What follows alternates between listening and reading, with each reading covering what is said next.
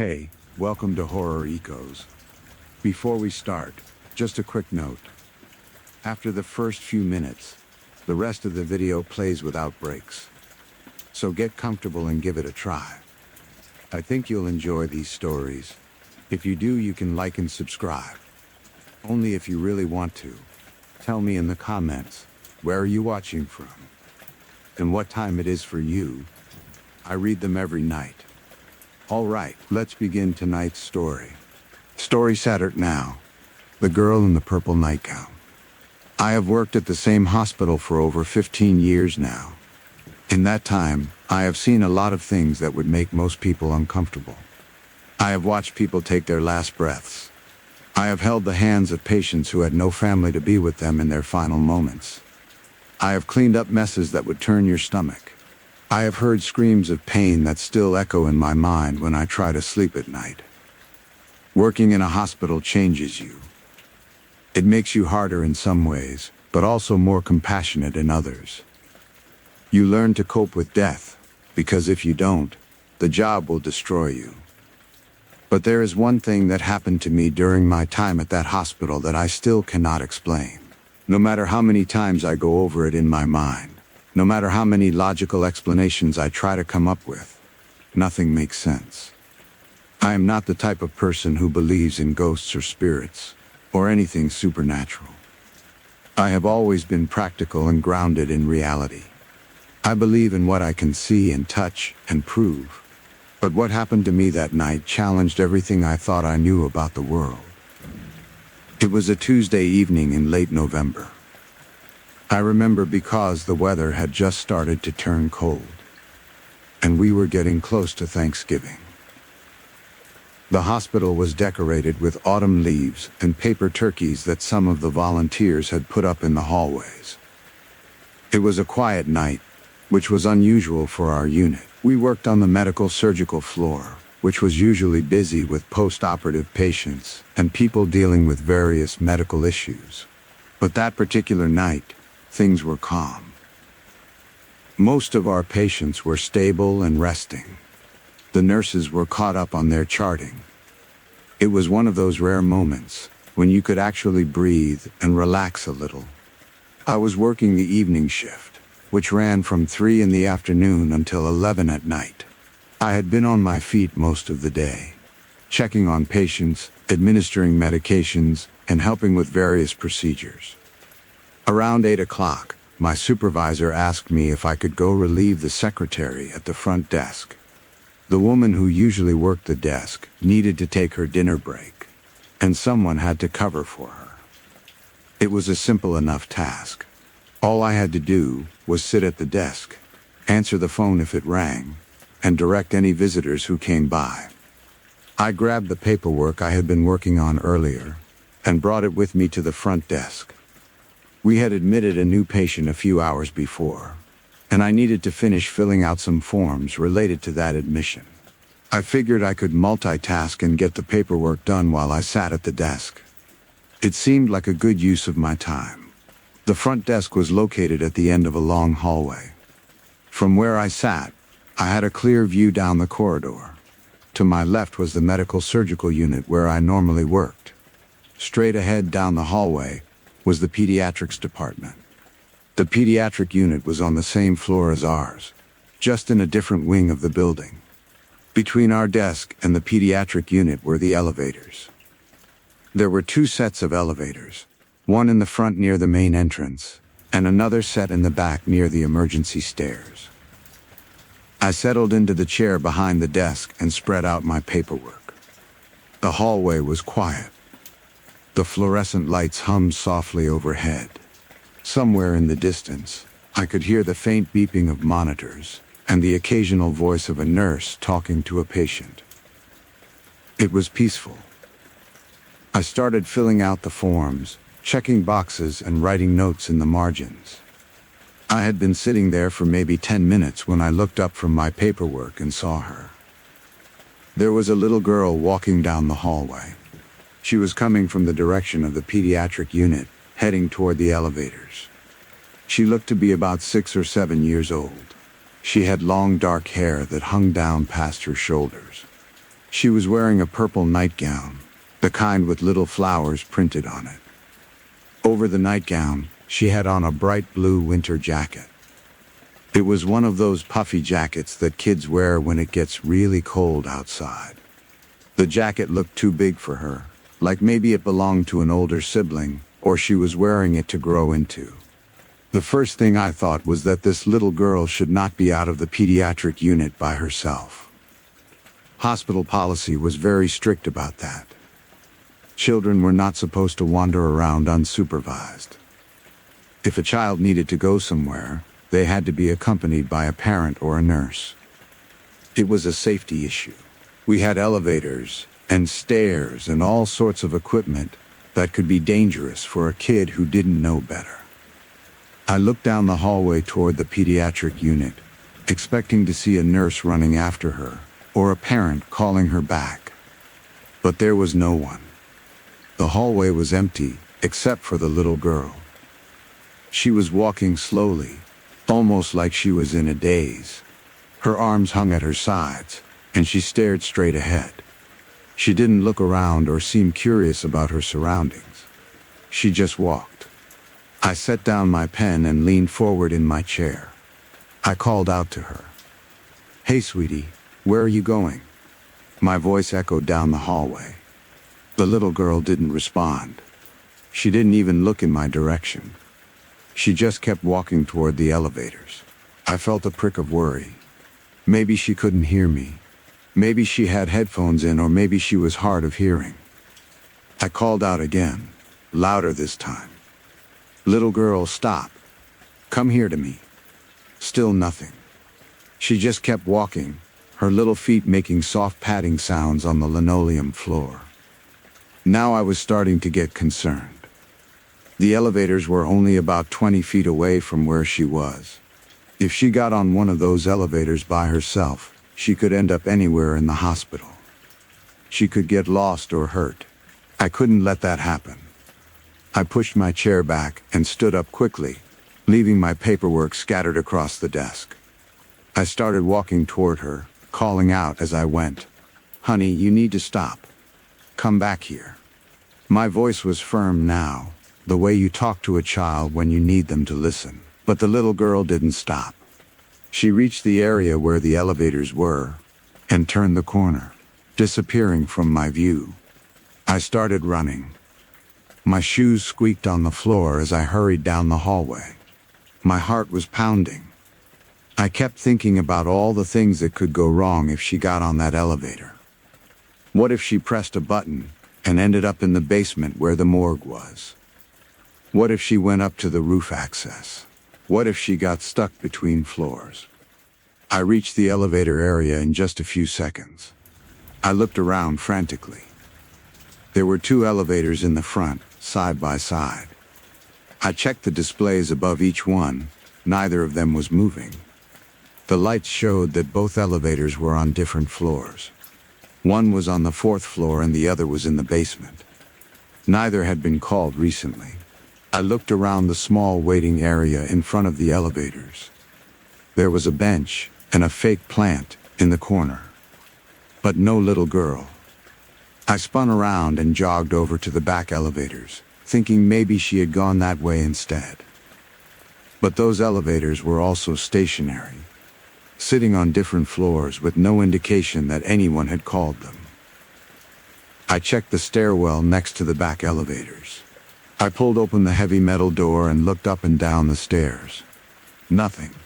The stairwell was empty and silent. I stood there in the hallway, completely confused.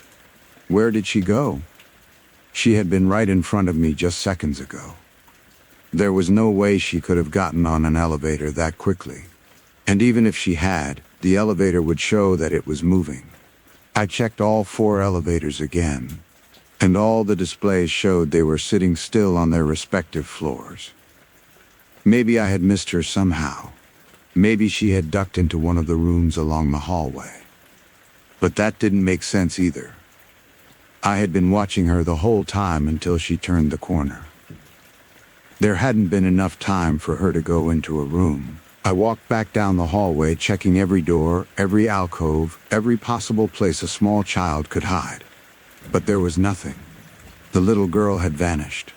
I felt a cold sensation crawling up my spine. This didn't make any sense.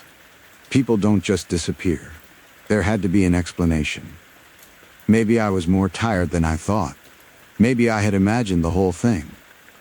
But no, I knew what I had seen. She was real. I had seen her as clearly as I had seen anything in my life. I decided I needed to go to the pediatric unit and let them know what had happened. If one of their patients was missing, they needed to know immediately. I walked quickly down the hallway toward the pediatric department. The doors to the unit were closed, which was normal for that time of night. I pressed the buzzer and waited. A few seconds later, a nurse I recognized named Sandra opened the door. Sandra was a veteran nurse who had been working in pediatrics for over 20 years. She was a kind woman with a warm smile, the type of person who was born to work with children. She looked at me with a questioning expression. "Hey, what's going on? You need something?" I took a breath and tried to explain. "I think you guys might have lost a patient. I just saw a little girl walking down the hallway by herself heading toward the elevators. She was wearing a purple nightgown and a blue winter jacket. I tried to call to her, but she didn't stop. When I got to the elevator, she was gone. I can't find her anywhere." Sandra's expression changed from curious to concerned. "Hold on," she said. She turned and walked back into the unit, leaving the door open. I could hear her talking to the other nurses inside. There were voices, some shuffling around, and then Sandra came back to the door. This time, another nurse was with her. Her name was Kelly, and she had been working at the hospital almost as long as Sandra. Sandra looked at me and said, "We just did a bed check. All our patients are accounted for. Everyone is in their rooms." I shook my head, confused. That can't be right. I saw her. I know I did. She was right there in the hallway. Kelly stepped forward. She had a strange look on her face, something between concern and something else I couldn't quite identify. "Can you describe her again? What exactly did she look like?" I described the little girl in as much detail as I could remember.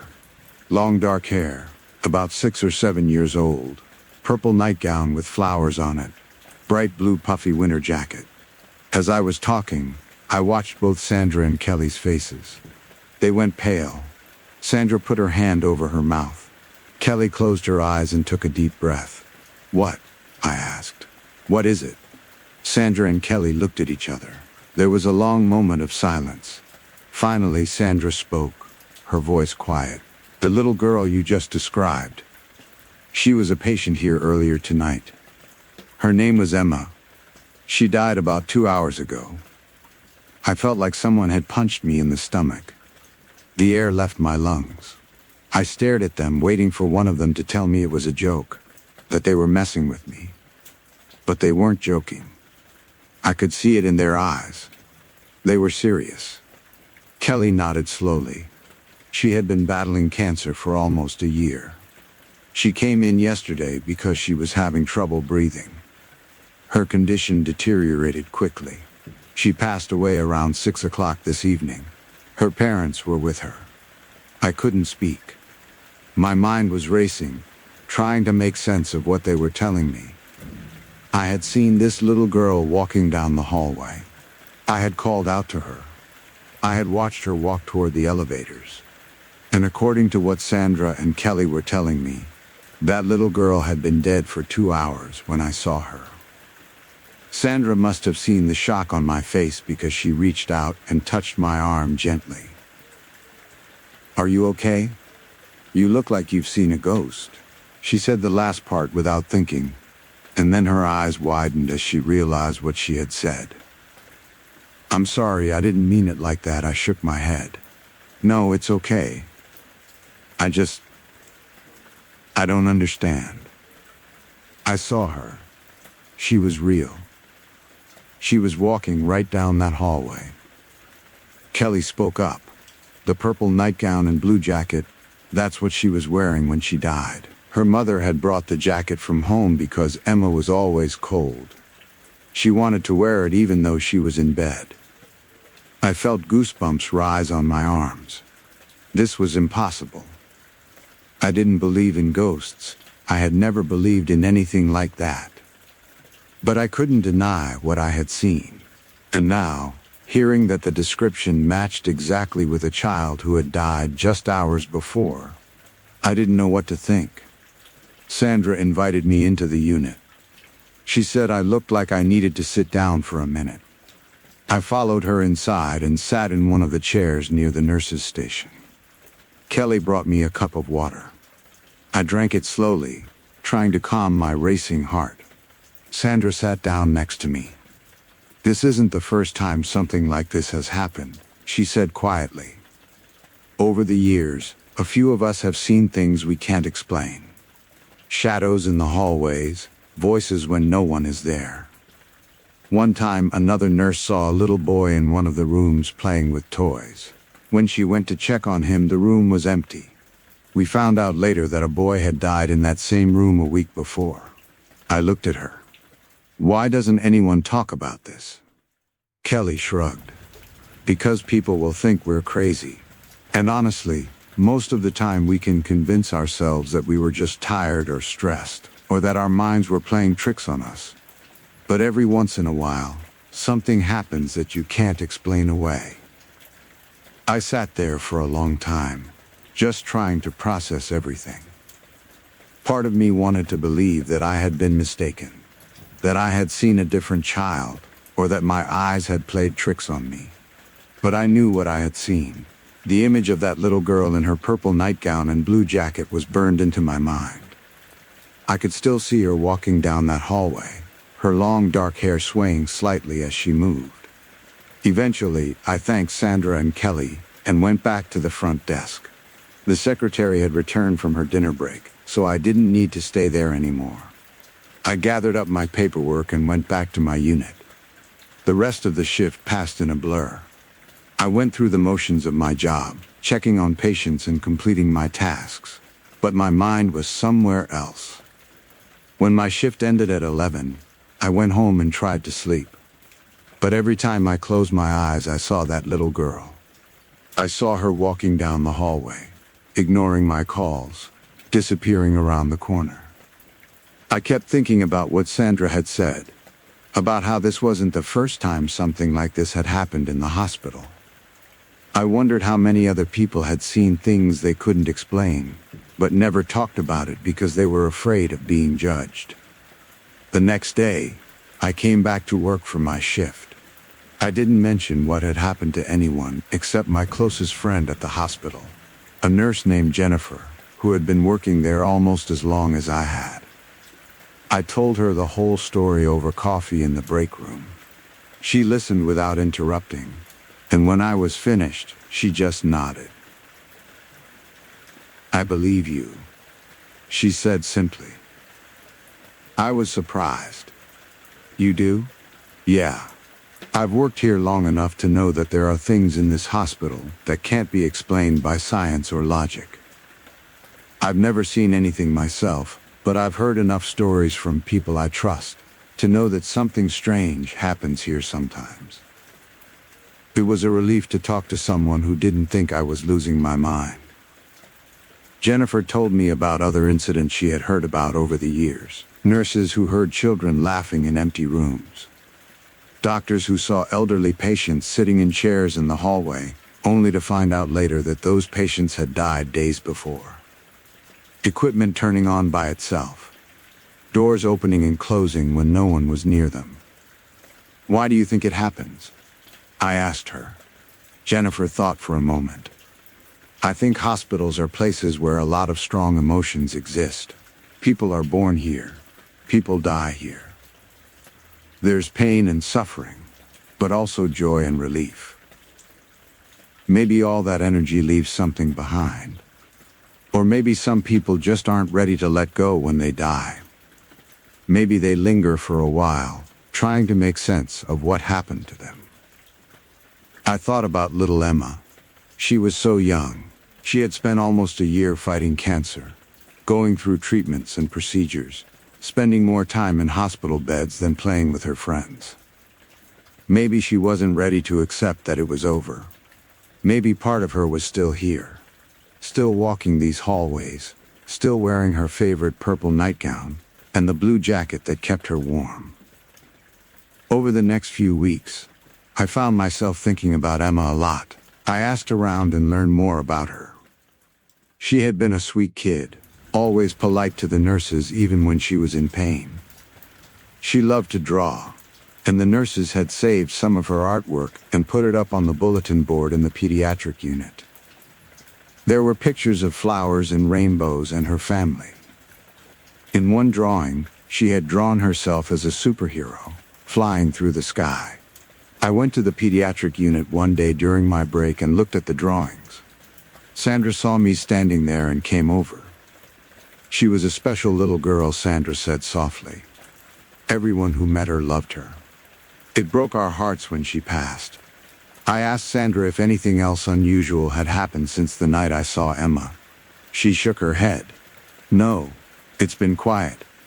Maybe she was just saying goodbye. I liked that idea. Maybe Emma had been making one last walk through the hospital before moving on to wherever we go when we die. Maybe she had unfinished business, or maybe she just wanted to see the place one more time. I hoped that wherever she was now, she was at peace and free from pain. But that wasn't the end of my experiences with things I couldn't explain. About a month after I saw Emma, I had another encounter. I was working a night shift, and it was around 3 a.m. The hospital was quiet. Most of the patients were asleep, and the nurses were catching up on charting or taking quick breaks. I was walking down the hallway, heading to check on a patient who had called for pain medication. As I walked past one of the empty rooms, I heard something. It sounded like someone crying. I stopped and listened. The crying was soft, like a child trying to muffle their sobs. I looked into the room. It was dark, but I could see well enough to tell that there was no one there. The bed was empty, stripped of linens. The room hadn't been occupied in days, but I could still hear the crying. It was coming from inside the room. I stood in the doorway, frozen. Part of me wanted to turn around and walk away, to pretend I hadn't heard anything.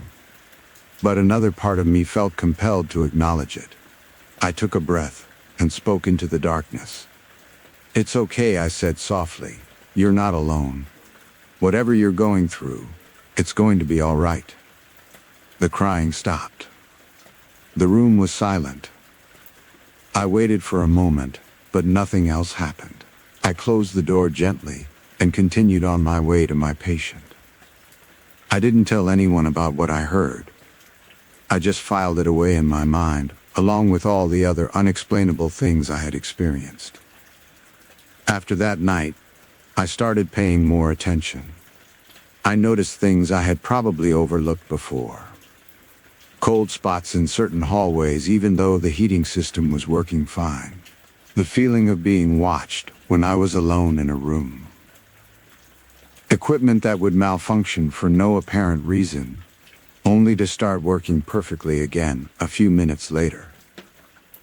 I talked to other longtime staff members, the ones who had been working at the hospital for decades. Many of them had their own stories.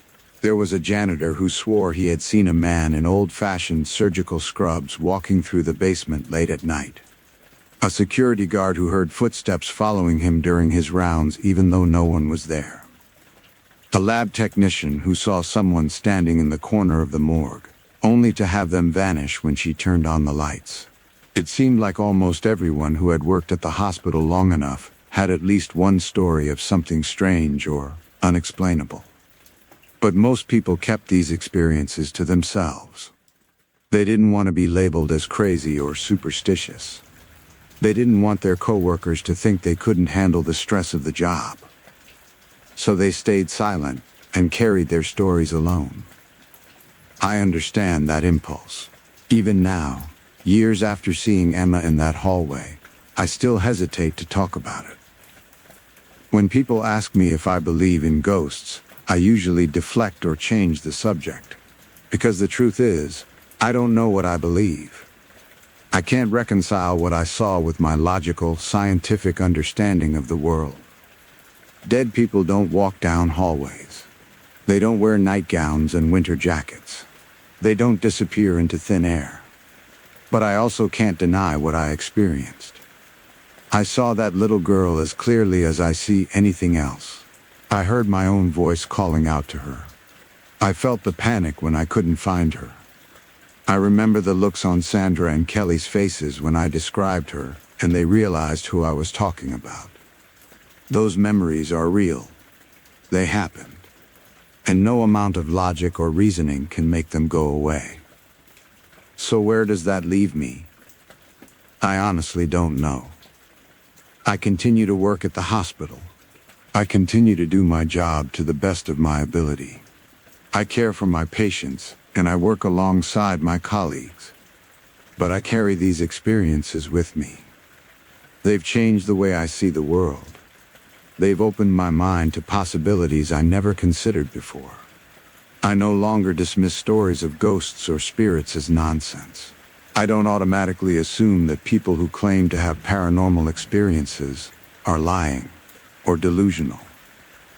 Because I've been there. I've seen something I can't explain. And I know how isolating it feels to have an experience that challenges everything you thought you knew about reality. Sometimes, late at night, when I'm walking through the quiet hallways of the hospital, I think about Emma. I wonder if she's still here somewhere, walking those same halls in her purple nightgown and blue jacket. I wonder if she found peace or if she's still searching for something. I wonder if she knows that I saw her that night, that I tried to help her even though I didn't understand what was happening. And sometimes, I hope I see her again. Not because I want to be scared, or because I'm looking for proof of the supernatural, but because if I see her again, maybe I can do more than just call out to her. Maybe I can tell her that it's okay to let go, that her suffering is over, that she doesn't have to stay in this place anymore. Until then, I'll keep working. I'll keep caring for my patients. And I'll keep my mind open to the possibility that there are things in this world that we don't understand.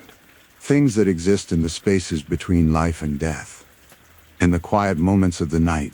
In the hallways of hospitals where so many people have taken their last breaths. I don't know if I believe in ghosts. But I know what I saw. And that will have to be enough. Next one story start now. The Man in Black. Before I tell you what happened to me, I need to make something very clear. I was not the kind of person who believed in ghosts or spirits or anything supernatural. I was the exact opposite. I was the guy who would roll his eyes when someone started telling a ghost story. I was the one who would interrupt with logical explanations for why someone thought they saw something strange. If you told me your house was haunted, I would tell you it was probably just the pipes creaking or the wind blowing through a gap in the window. I was a skeptic through and through, and I was proud of it. I grew up in a household where my parents taught me to think critically and question everything. My dad was an engineer, and my mom was a science teacher. They raised me to believe in facts and evidence, not superstition and folklore. When other kids at school would talk about seeing ghosts or hearing strange noises in their houses, I would laugh along with my friends and make fun of them behind their backs. I thought people who believed in that stuff were either making it up for attention or were just too scared of the dark to think straight. Looking back now, I realize how arrogant I was. I thought I had everything figured out. I thought that just because I couldn't see something or measure it with scientific instruments, it didn't exist. I judged people harshly for having experiences I couldn't understand. And then something happened to me that completely shattered my worldview and forced me to admit that maybe, just maybe, I didn't know everything about how the world works. I was 17 years old when it happened. It was the summer before my senior year of high school. I had been dating a girl named Sarah for about 6 months. She was sweet and funny, and we got along really well. Her family had recently moved into an old house on the outskirts of town. The house was beautiful from the outside. A large stone building with big windows and a garden that wrapped around the property. Sarah loved the house. She said it had character and charm, all the things that modern houses lacked. I had been to Sarah's house a few times before, mostly during the day when her parents were home. We would hang out in her room or watch TV in the living room with her younger brother. It was a normal house as far as I could tell. A bit old and creaky, but nothing out of the ordinary. Sarah had mentioned once or twice that she sometimes heard strange noises at night, but I had brushed it off. Old houses make noise. That's just what they do. The wood settles. The pipes expand and contract. The foundation shifts. There's a perfectly logical explanation for everything. One night in late July, Sarah invited me over to watch a movie. Her parents were going out of town for the weekend to visit her grandparents, and her younger brother was staying at a friend's house. It would be just the two of us. I drove over to her house around 8 in the evening. The sun was just starting to set, and the sky was turning that beautiful orange and pink color that happens on summer nights. Sarah greeted me at the door with a smile. She had picked out a couple of movies for us to watch, some comedies and an action film. We made popcorn in the kitchen and grabbed some sodas from the fridge before settling into the small sitting room at the corner of the house. The sitting room was Sarah's favorite spot. It was cozy with a comfortable couch and a TV mounted on the wall. The room had big windows that looked out onto the garden, and during the day, natural light flooded in and made everything feel warm and inviting.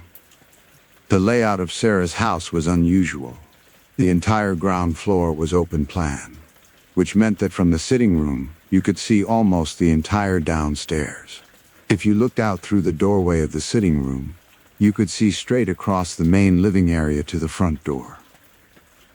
To the left of the front door was the kitchen, and to the right was a hallway that led to a study and a small bathroom.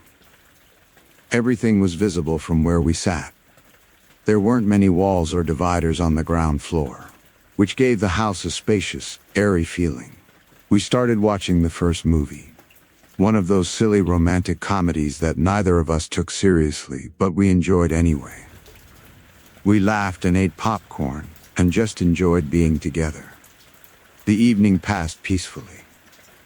When the first movie ended, we took a short break to get more snacks and use the bathroom before starting the second film.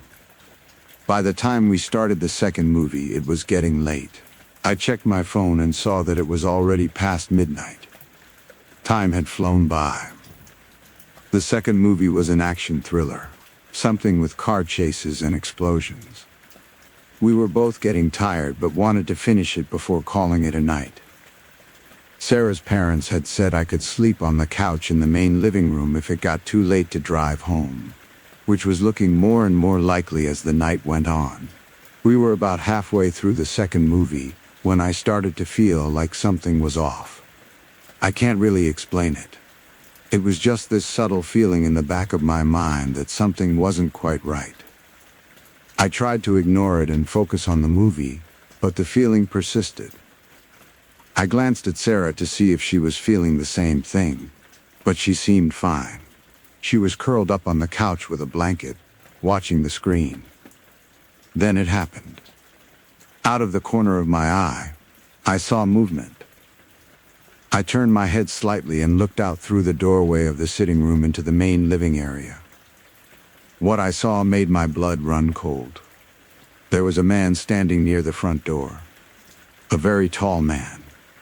He had to be at least 7 feet tall, maybe even taller. He was dressed entirely in black.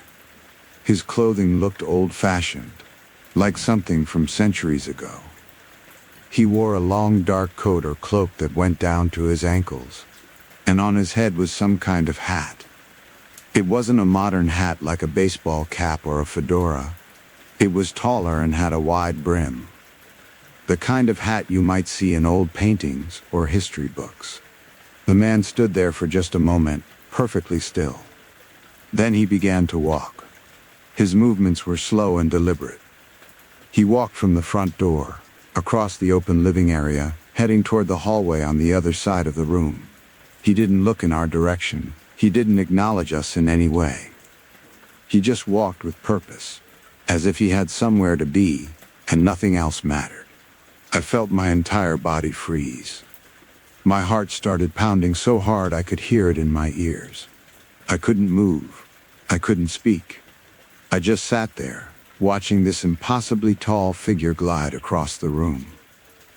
The whole thing probably lasted only 10 or 15 seconds, but it felt like an eternity. The man reached the hallway and disappeared into one of the rooms. I finally found my voice. "Did you see that?" I whispered to Sarah. My voice came out shaky and barely audible. Sarah was sitting completely rigid next to me. Her eyes were wide and fixed on the spot where the man had just been. She nodded slowly. "Yes," she said quietly. "I saw it." We sat there in silence for a moment, both of us too shocked to move. Then reality started to set in, and a different kind of fear took over. Someone was in the house, an intruder. Someone had broken in while we were sitting there watching a movie. My mind raced through the possibilities. Maybe it was a burglar. Maybe it was someone dangerous. Sarah's parents were gone.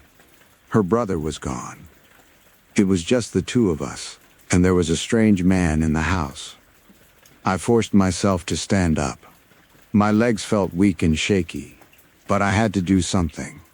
I had to protect Sarah. I had to figure out what was going on. "Stay here," I told her. "I'm going to check." Sarah grabbed my arm. "Don't go out there. What if he's dangerous? We can't just sit here," I said. "What if he's robbing the place? We need to know what's happening." I walked slowly out of the sitting room and into the main living area. My heart was still pounding. I looked around carefully. The room was empty. I could see the front door from where I stood. It was closed and locked, just as it had been when I arrived earlier in the evening. I walked over and checked it to be sure. The deadbolt was engaged. The chain lock was in place. There was no way someone could have come in through the front door without making noise or breaking the locks. I checked the windows in the living room. All of them were closed and locked. I moved into the kitchen and checked those windows too. Everything was secure. I went to the hallway where I had seen the man disappear. My hands were trembling as I reached for the light switch and flipped it on. The hallway was empty. I checked the study at the end of the hall.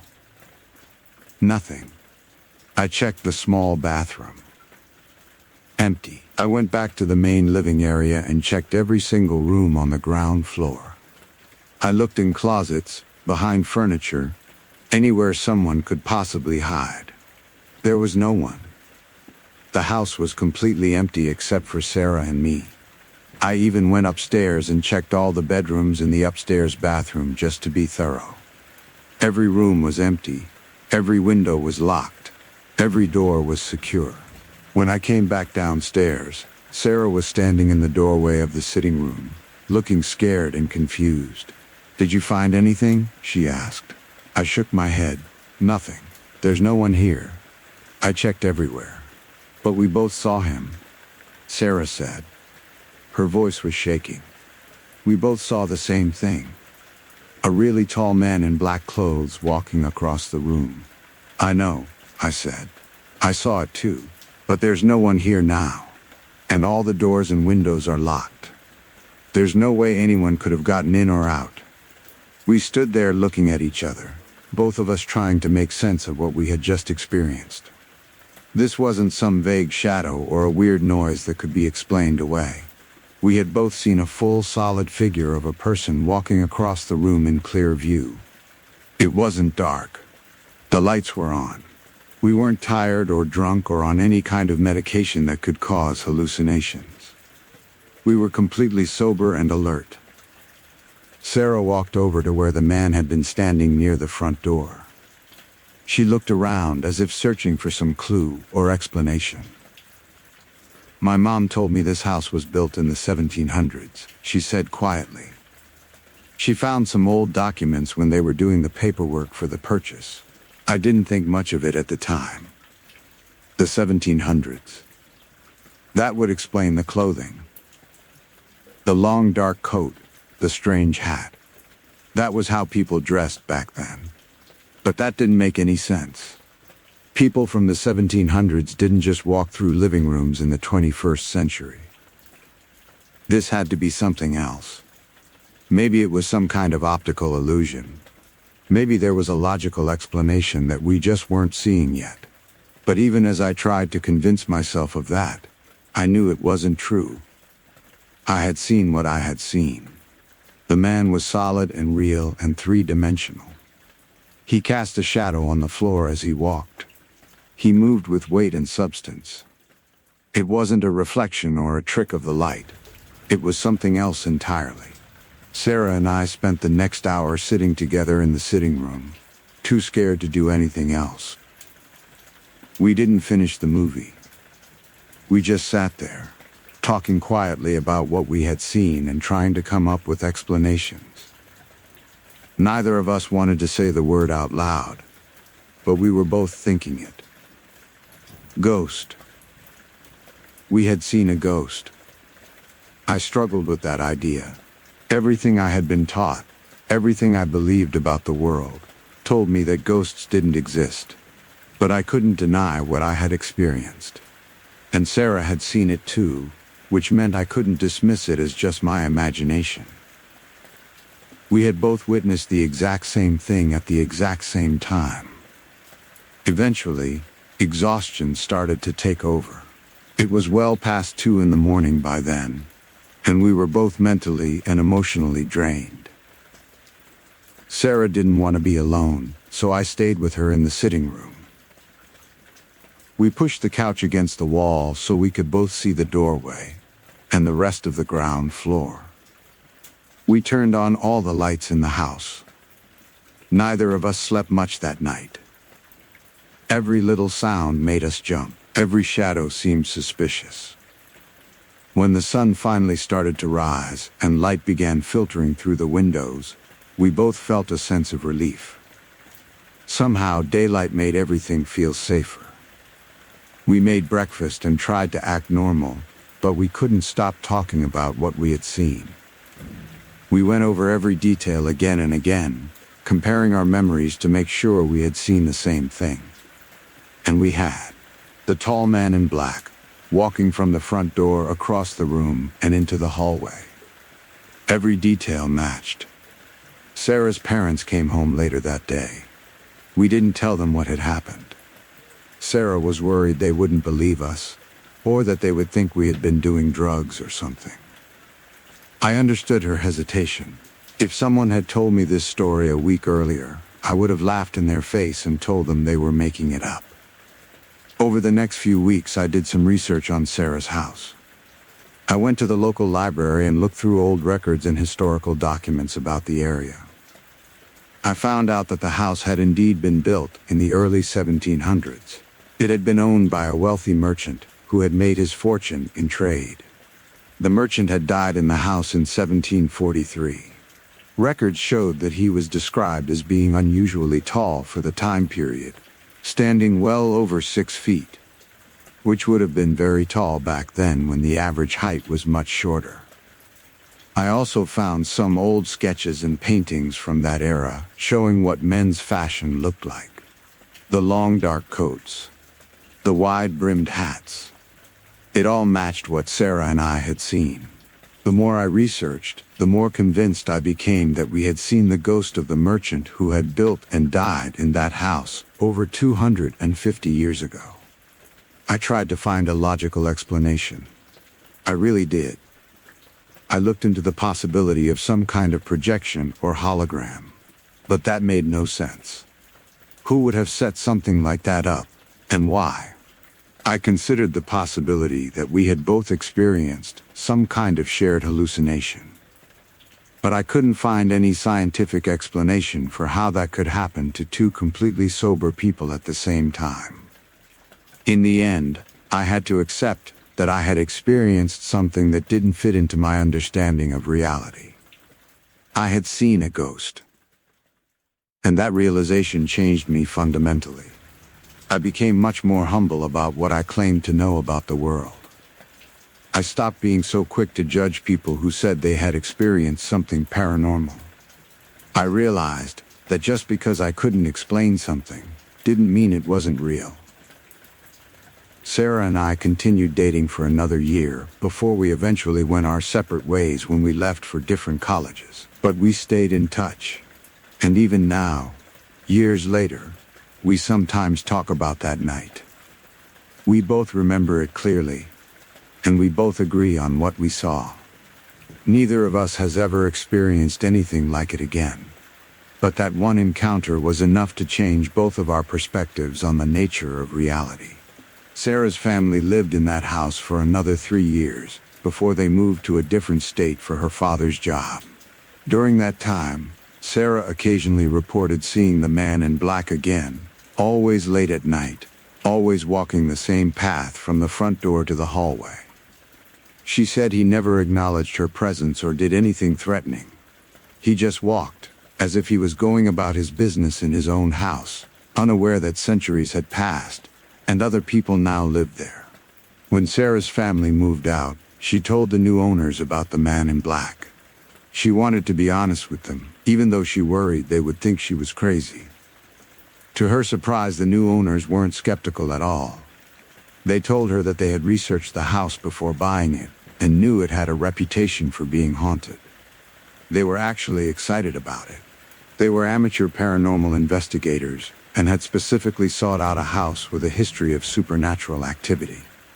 I've thought a lot about that night over the years. I've tried to understand what I witnessed and what it means. I don't claim to have all the answers. I don't know if what we saw was truly the spirit of a man who died centuries ago, or if it was some kind of residual energy, like a recording that plays back under certain conditions. I don't know if the man in black is aware of his surroundings or if he's trapped in some kind of loop, endlessly repeating the same actions he performed in life.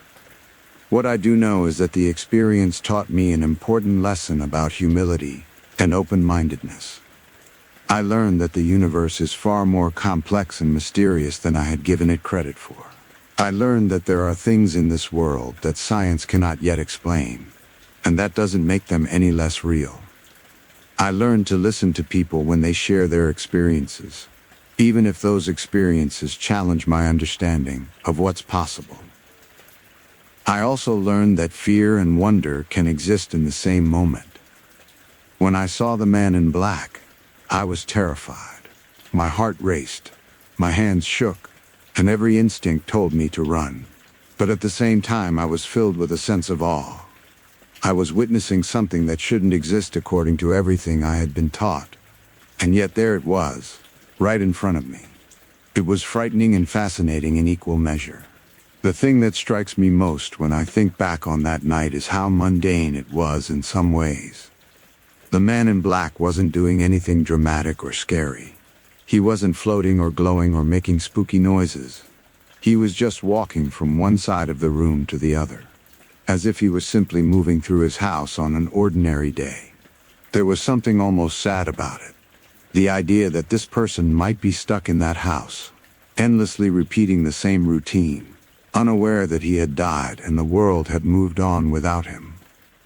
I've talked to other people over the years who have had similar experiences. I've learned that seeing apparitions is more common than I ever realized when I was a skeptic. There are countless reports from credible people who have witnessed things they cannot explain. Doctors, lawyers, scientists, police officers, people from all walks of life who have seen things that challenge our understanding of reality.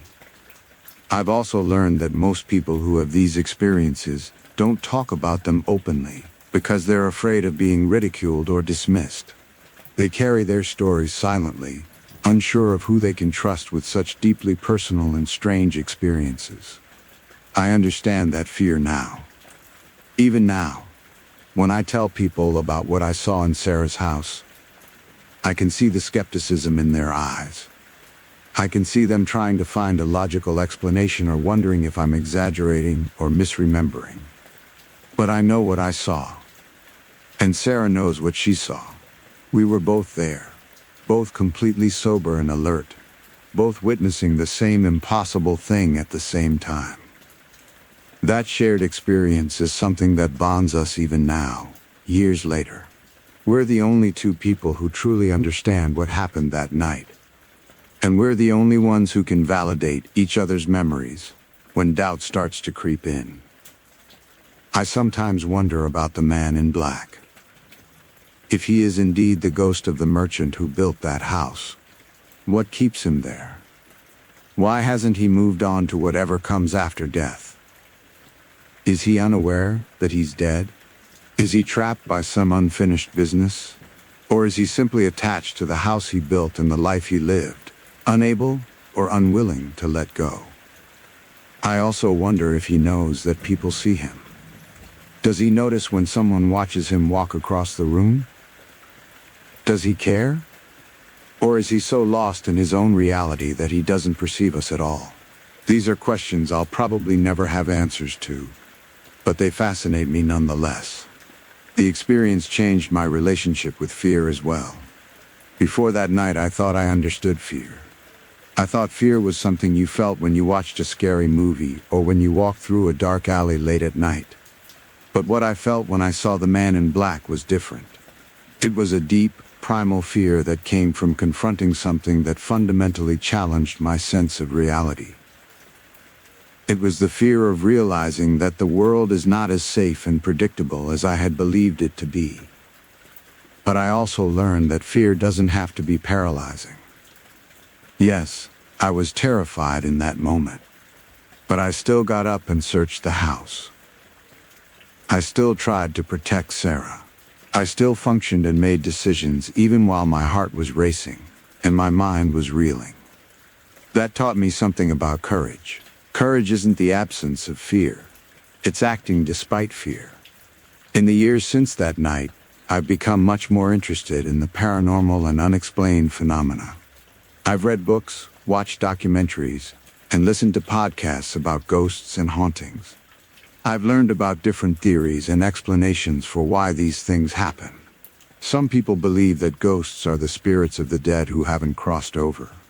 Others think there's some kind of energy imprint left behind by traumatic or emotionally significant events. Still others believe they're glimpses into parallel dimensions or different points in time. I don't know which explanation, if any, is correct, but I'm open to all possibilities. I've learned that being open-minded doesn't mean being gullible. It means being willing to consider evidence and experiences that don't fit neatly into your current worldview. It means admitting that you don't have all the answers, and being comfortable with mystery and uncertainty. One thing I've noticed in my research is that many haunted locations have certain characteristics in common. They're often old buildings with long histories. They're places where strong emotions have been felt, where people have lived and loved and died. They're places with stories, with layers of human experience built up over decades or centuries. Sarah's house fit that description perfectly. It was old, it had history, and it had been home to generations of families over the course of more than 200 years. I've also learned that encounters with apparitions often follow similar patterns.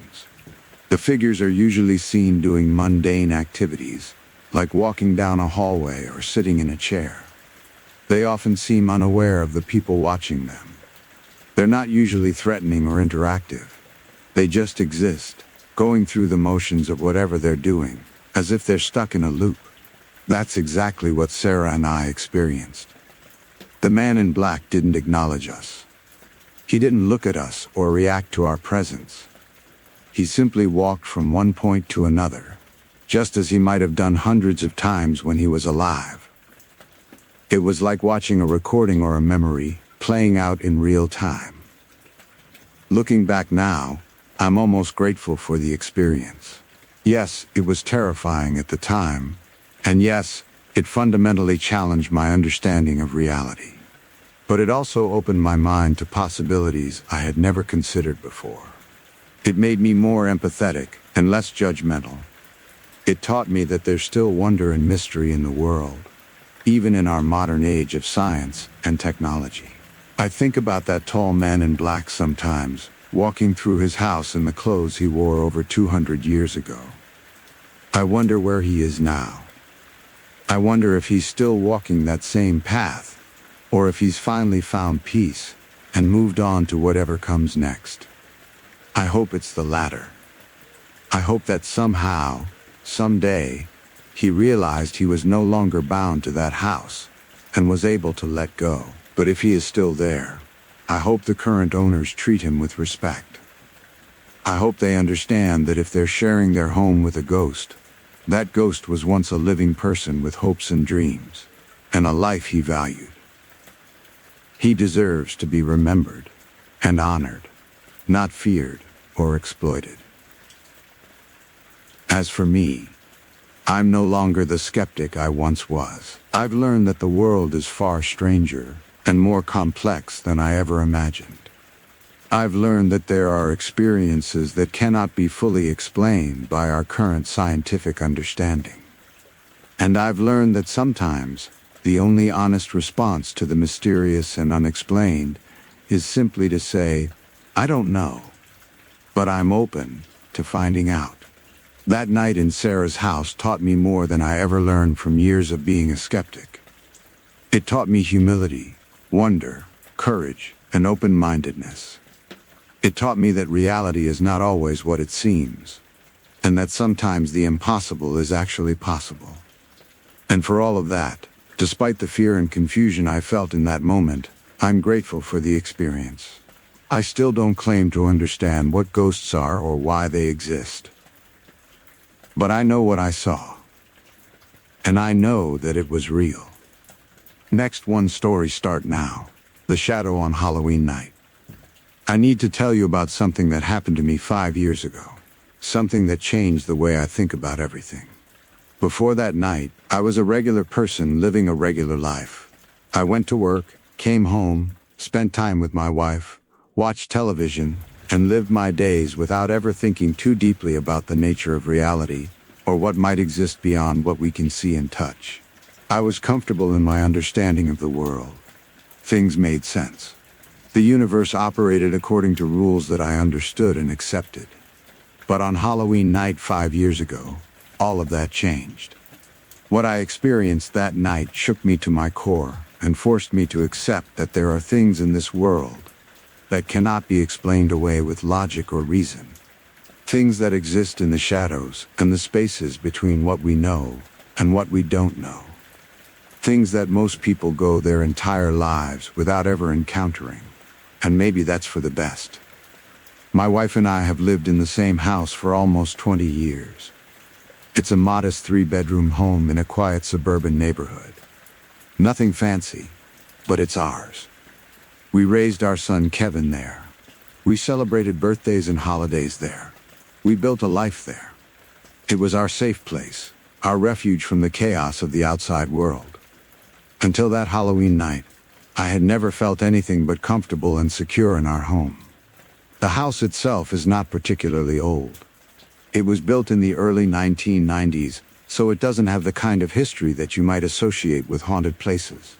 There are no stories about previous owners dying tragic deaths or anything like that. As far as I knew, our house was just a normal house in a normal neighborhood. No different from any of the dozens of other houses on our street. Halloween has always been a big deal in our neighborhood.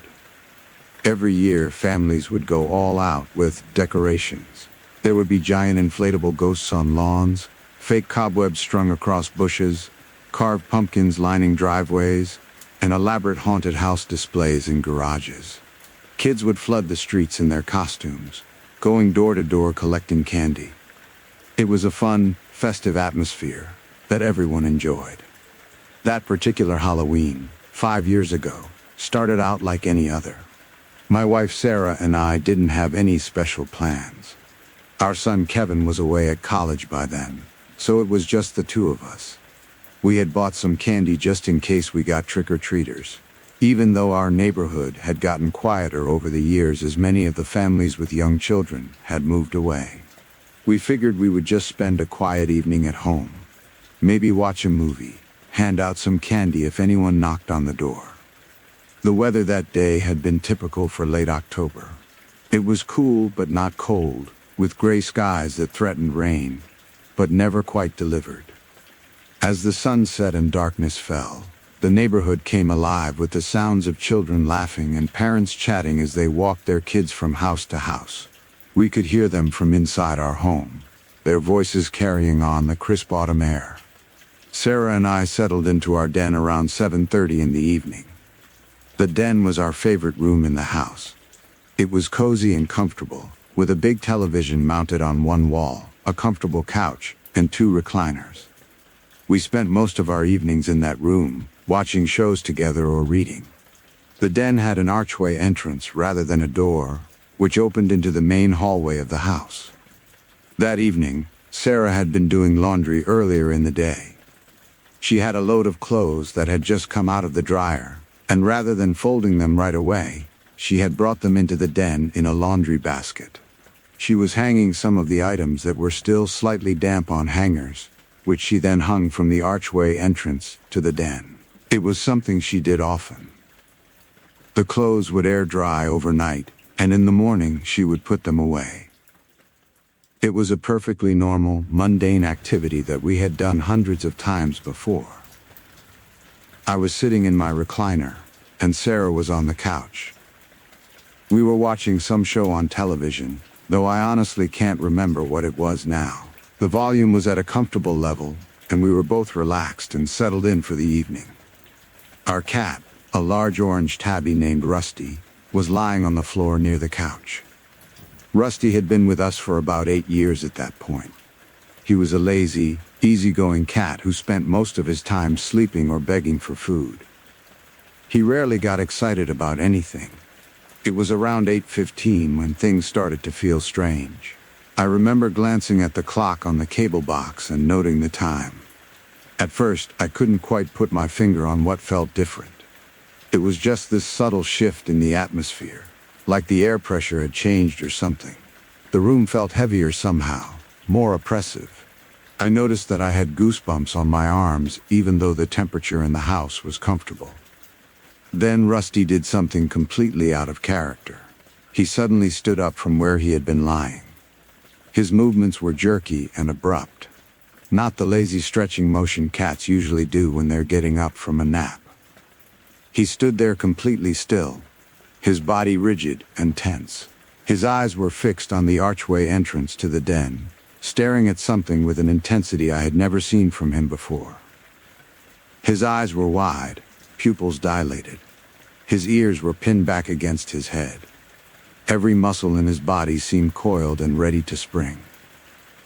I looked over at Rusty and felt a flicker of concern. "What's wrong with the cat?" I said to Sarah. She looked over at him and frowned. Rusty was still frozen in that same position, staring at the archway. He looked terrified. I had never seen an animal look so completely and utterly afraid. I followed Rusty's gaze to the archway. At first I didn't see anything unusual, just the damp clothes hanging there, swaying slightly. But then my eyes adjusted, and I saw something that made my breath catch in my throat. Below the hanging clothes, standing in the archway, was something that shouldn't have been there. It was dark and shadowy, roughly the shape and size of a person. But it wasn't solid like a person would be.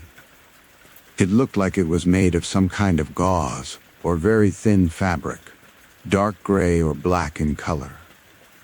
I could see through it to the hallway beyond, but it was definitely there, definitely present.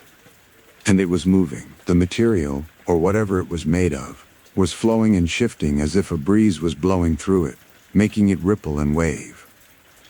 But there was no breeze in the house. The air was still. The entity made no sound. It just stood there in the archway.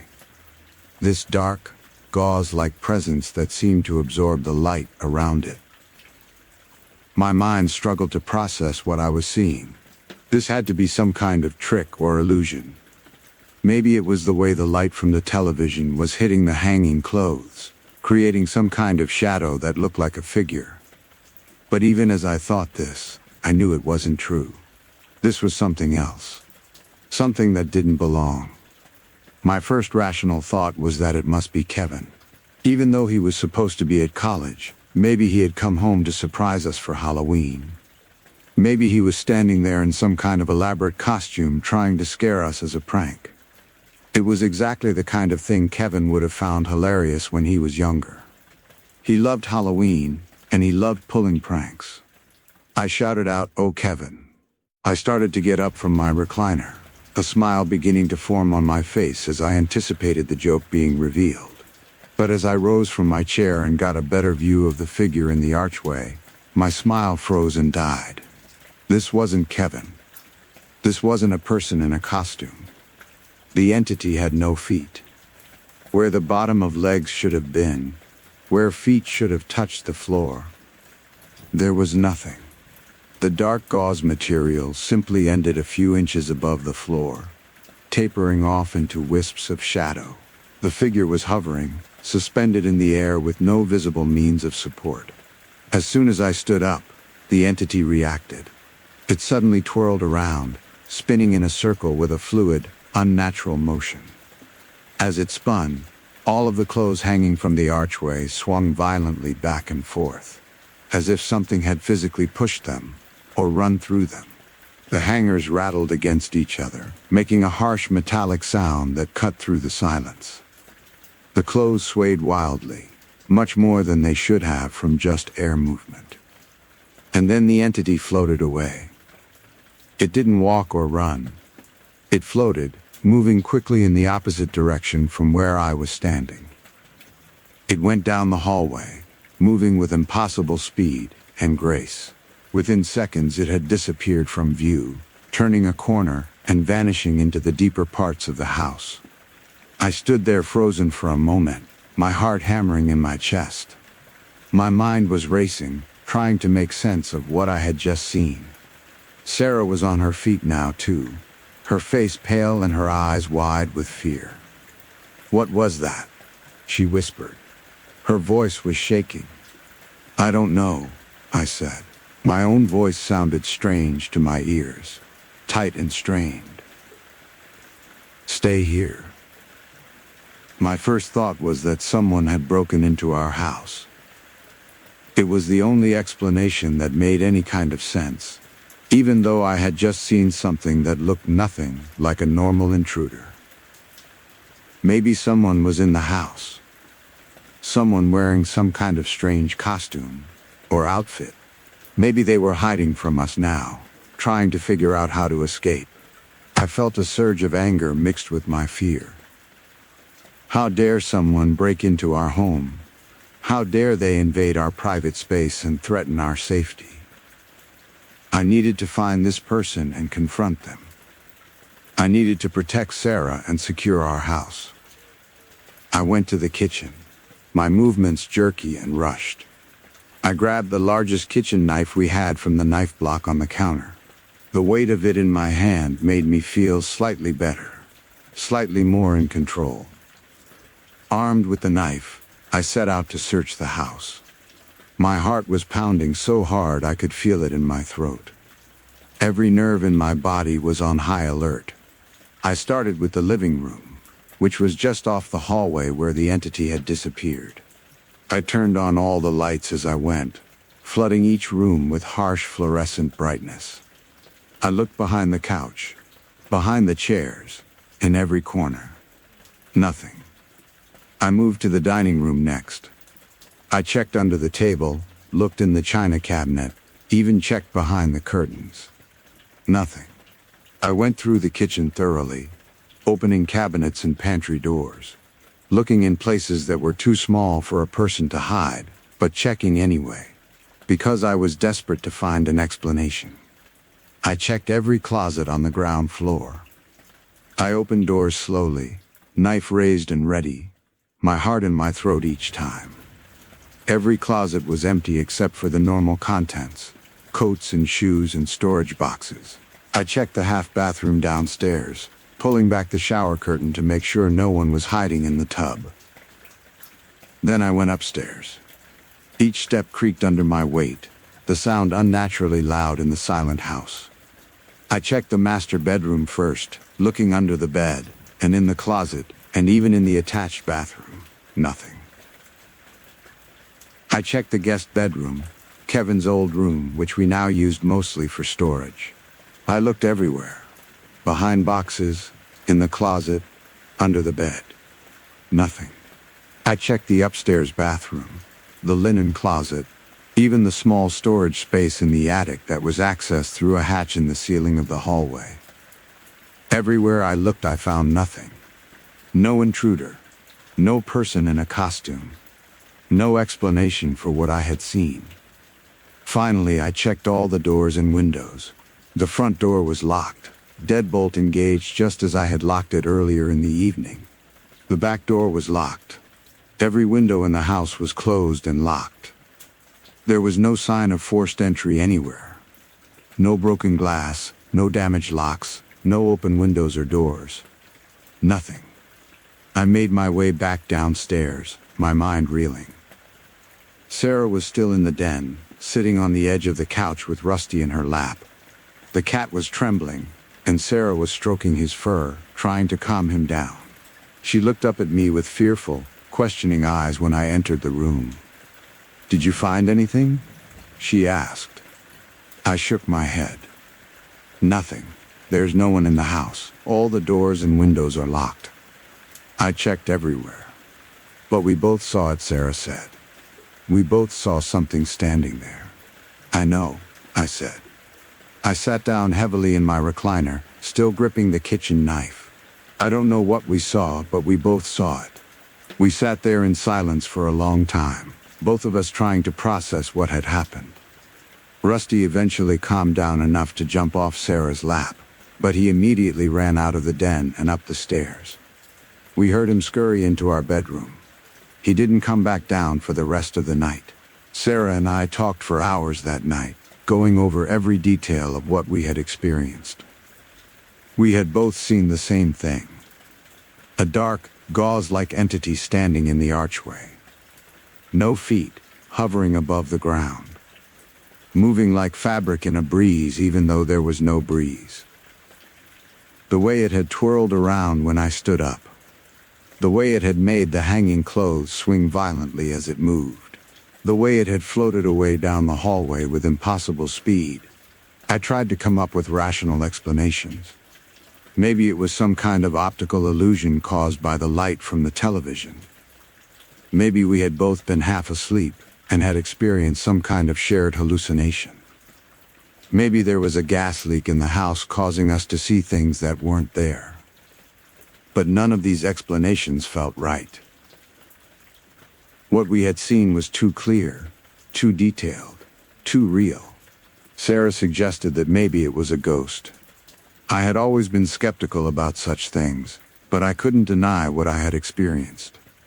If ghosts were real, then what we had seen certainly fit the description. A shadowy figure with no feet, floating through the house, passing through or past physical objects. It was exactly the kind of thing you read about in ghost stories. But why would there be a ghost in our house? Our house wasn't old. As far as we knew, no one had died there. We had never experienced anything strange or unusual in all the years we had lived there. Why would a ghost suddenly appear on Halloween night? Unless Halloween itself had something to do with it.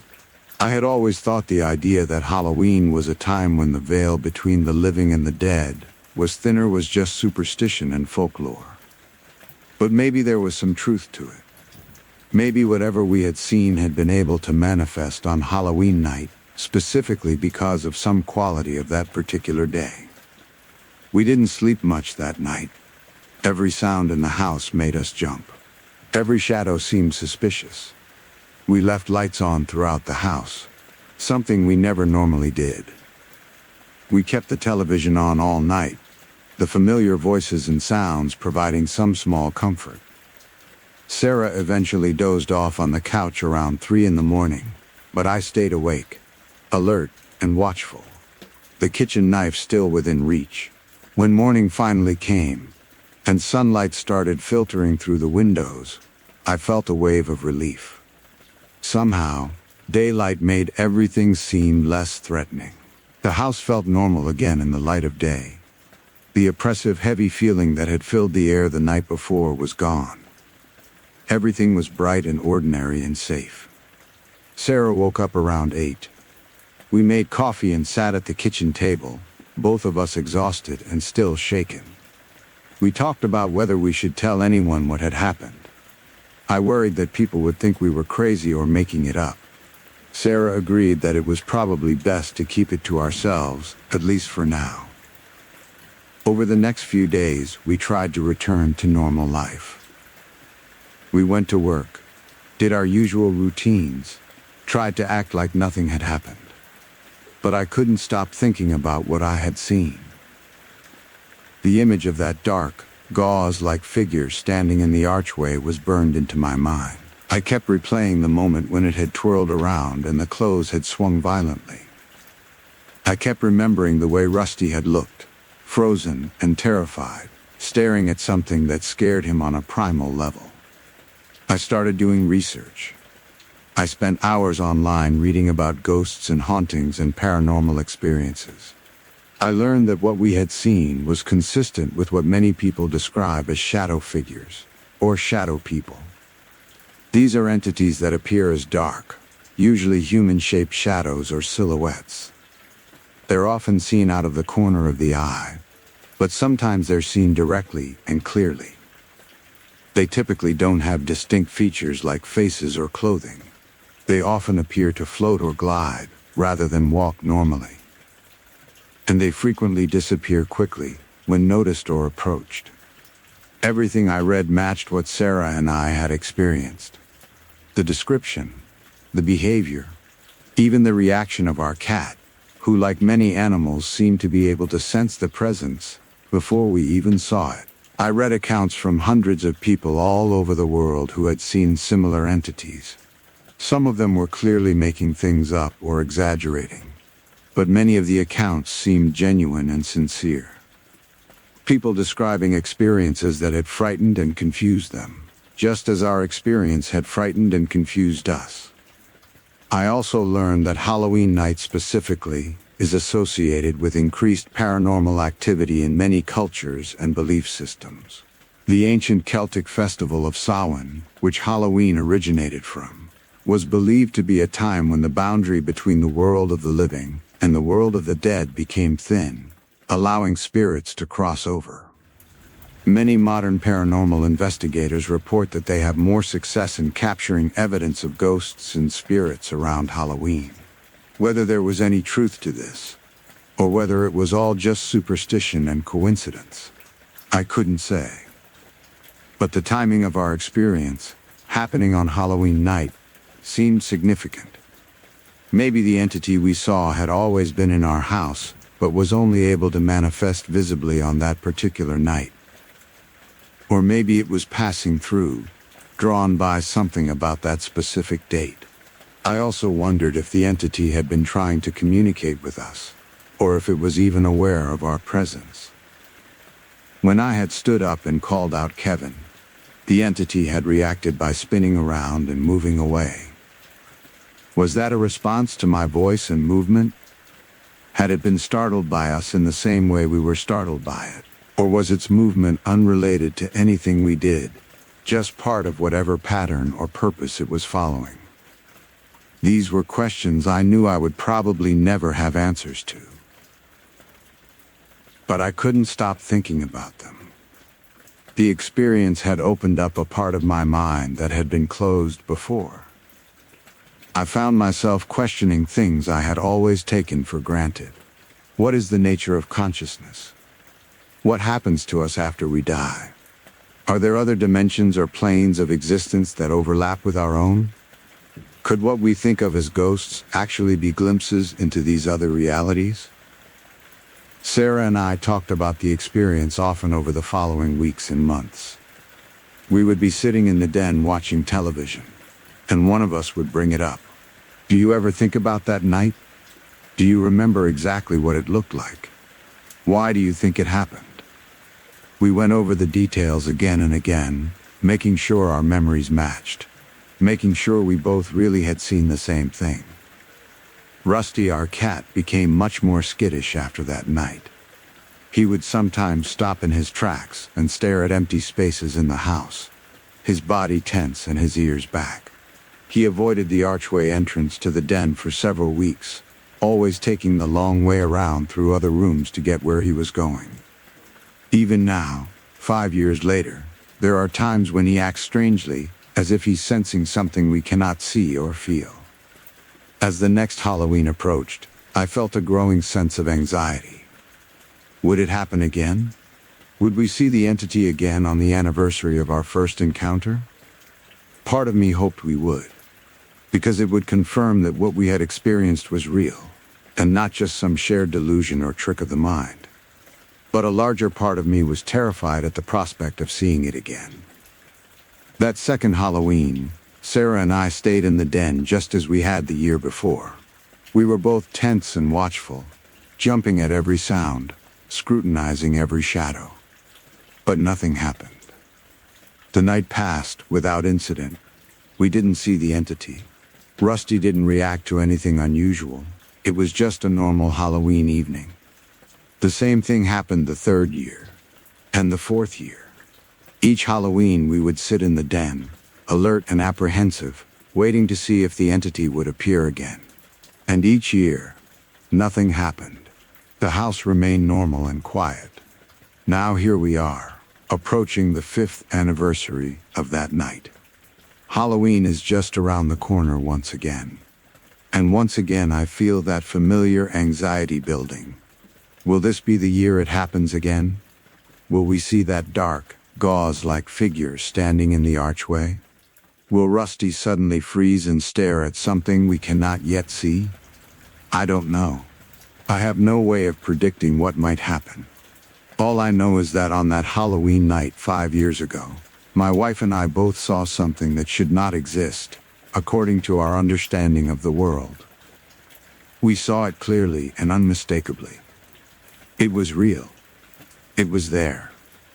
And nothing I have read, or learned, or thought about since then has given me a satisfactory explanation for what it was. The experience changed me in profound ways. I am no longer as certain about the nature of reality as I once was. I am more open to possibilities that I would have dismissed out of hand before. I listen more carefully when people share experiences that seem strange or impossible. I understand now that there are things in this world that we do not understand, phenomena that exist outside our current scientific framework. I also feel a strange connection to our house now that I didn't feel before. This is the place where I witnessed something impossible. This is the place where the ordinary rules of reality seem to bend or break, if only for a few moments. In a way, it makes our home feel more significant, more meaningful. It's not just the place where we live our everyday lives. It's also the place where we encountered the unknown. Sarah and I have talked about whether we should move, whether we should sell the house and start fresh somewhere else, somewhere without the memory of that night attached to it. But we always come to the same conclusion. This is our home. We've built our life here.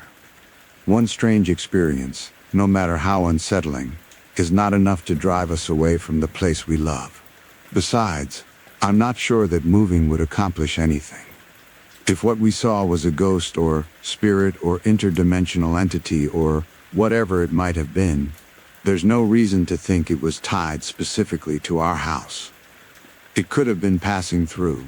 It could have been drawn to that specific location on that specific night for reasons we don't understand.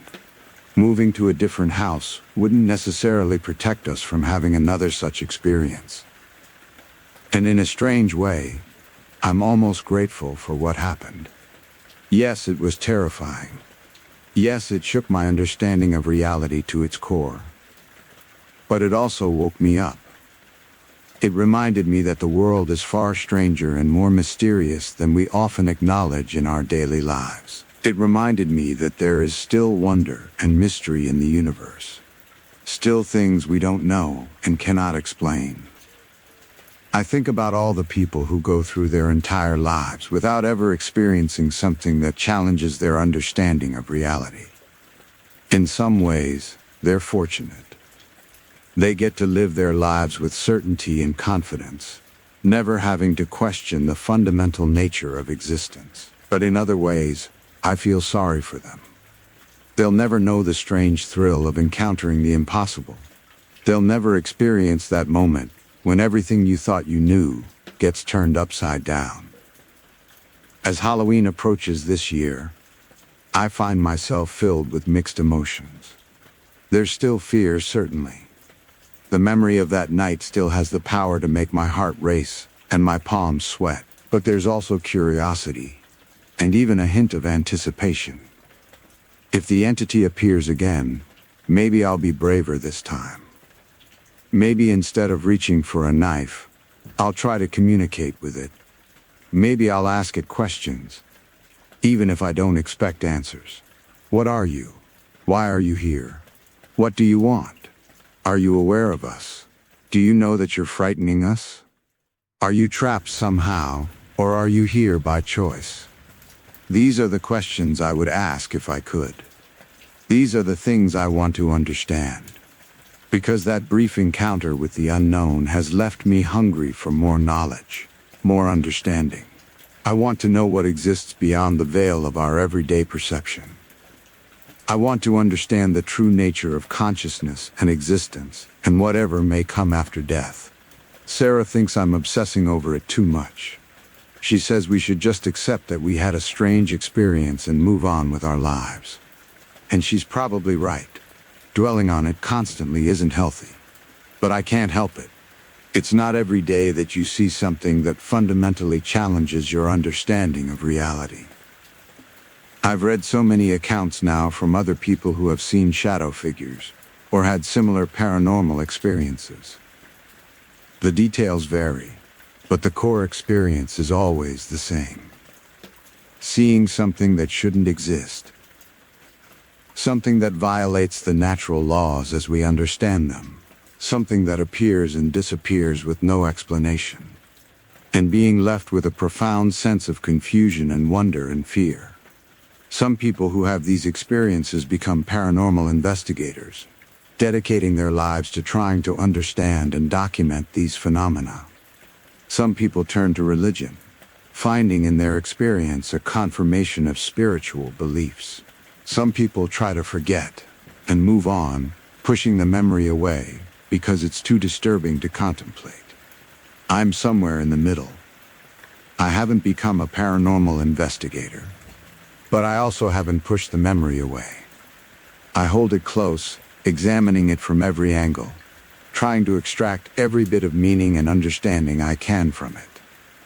It's become a part of who I am.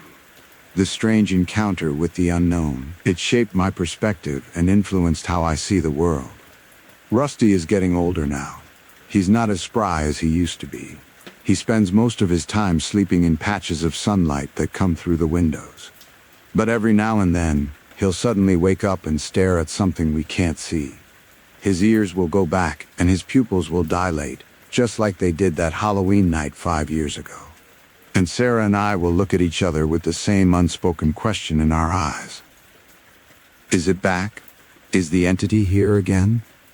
Or is Rusty just being a cat, reacting to some small sound or movement that we're not aware of? We never know for sure. And that uncertainty has become part of our daily life now. We're always slightly on edge in our own home, always aware that we share this space with something we don't understand. Most of the time, we can push that awareness to the back of our minds and go about our normal activities. But it's always there, lurking in the background of our thoughts. I sometimes wonder what would have happened if I had reacted differently that night. What if instead of calling out Kevin and standing up, I had just sat there quietly and watched. Would the entity have stayed longer? Would it have done something else? Would it have revealed more about its nature or purpose? Or what if I had tried to approach it calmly instead of jumping up in alarm? What if I had spoken to it gently, acknowledging its presence and asking what it wanted? Would it have communicated somehow? Or would it still have spun around and floated away, indifferent to my attempts at contact? These are useless questions, I know. I can't change what happened. I can only learn from it and be prepared if it happens again. And that's what I intend to do. This Halloween I'll be ready. I'll have my phone nearby to try to capture a photo or video if the entity appears. I'll stay calm and observant rather than panicking and running for a weapon. I'll try to note every detail, every movement, every characteristic that might help me understand what I'm seeing. Because if there's one thing I've learned from this experience, it's that the unknown doesn't have to be just frightening. It can also be fascinating. It can be an opportunity to learn and grow and expand our understanding of what's possible. And that's how I'm choosing to approach it now. The fear is still there. It probably always will be. There's something primal and deeply unsettling about seeing something that shouldn't exist, about having your reality challenged in such a direct and undeniable way. But alongside that fear is curiosity and wonder, and a desire to understand. So as Halloween approaches this year, I'm not just anxious, I'm also ready. Ready to face whatever might appear in that archway. Ready to look at it with clear eyes and an open mind. Ready to learn whatever lessons it might have to teach. Because on that Halloween night 5 years ago, something impossible happened in my home. And that single event has been enough to change everything about how I see the world. If it happens again, I don't want to waste the opportunity by being too frightened to pay attention. Whatever that dark gauze-like entity was, wherever it came from, whatever purpose it might have had, it gave me a gift. It showed me that the world is stranger, and more wonderful and more mysterious than I ever imagined. And for that, despite all the fear and confusion, I'm grateful. The archway to our den looks completely normal tonight as I sit here writing this. The same archway where 5 years ago I saw something that changed my life. Sarah is beside me on the couch watching television. Rusty is asleep in his bed in the corner. Everything is ordinary and peaceful and safe. But Halloween is coming. And when it arrives, Sarah and I will be here in this den, watching and waiting. Wondering if this will be the year the entity returns. Wondering if we'll get another chance to see something impossible. Another glimpse beyond the veil of ordinary reality. I don't know what will happen. But I'm ready for it. Whatever it might be. And that's all any of us can do when faced with the unknown. Be ready. Stay open. And never stop wondering about the mysteries that exist just beyond our understanding. The world is a strange place, and I'm grateful to have been reminded of that, even if the reminder came in the form of a terrifying encounter with something I still cannot explain. Last story start. Dream that come true. There are some families where strange things just seem to happen. Families where the impossible becomes normal, where dreams predict the future, and where the boundary between what we know and what we don't know seems thinner than it should be. My family is one of those families. For generations, we have experienced things that most people would dismiss as coincidence or imagination. But when these things happen over and over again, to multiple people across different generations, you start to realize that maybe there's something more going on. Maybe some families are just tuned into frequencies that others can't hear. Maybe some people can see things that haven't happened yet, or sense presences that exist just beyond normal perception. I grew up hearing stories about my grandmother's dreams and my aunt's visions. I heard about relatives who knew things before they happened, who saw events play out in their sleep that would later occur in real life. When I was young, I thought these were just interesting family stories. The kind of tales that get passed down and maybe exaggerated a little with each telling. But as I got older and started having my own experiences, I realized that these weren't just stories. They were real. They were happening to me too. My family doesn't talk about these experiences much outside of our immediate circle. We learned early on that most people don't understand. They think we're making things up or that we're crazy. They try to explain away what we've seen and felt with logic and reason, even when logic and reason don't fit. So we keep these things to ourselves mostly. We share them with each other, compare notes, try to understand what's happening to us. But we don't broadcast them to the world. Until now, because I think these stories need to be told.